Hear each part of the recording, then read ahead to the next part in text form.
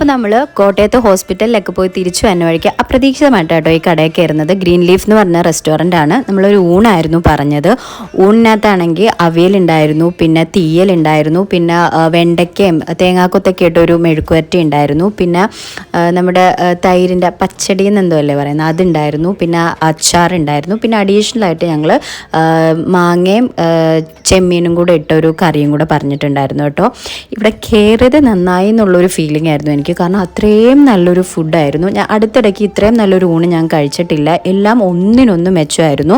ഇതിൻ്റെ കറി പൗഡറൊക്കെ അവരവിടെ തന്നെ പൊടിപ്പിക്കുന്നതാണെന്നാണ് പറഞ്ഞത്. അവരതും വിൽക്കുന്നുണ്ട് കറി പൗഡറൊക്കെ. എല്ലാം നല്ല ടേസ്റ്റായിരുന്നു. സാമ്പാറായാലും അവിയലായാലും എല്ലാത്തിനും ഓരോ പ്രത്യേക രുചിയായിരുന്നു. വയറും നിറഞ്ഞു, മനസ്സും നിറഞ്ഞു. അത്രയും നല്ലൊരു ഫുഡായിരുന്നു കേട്ടോ.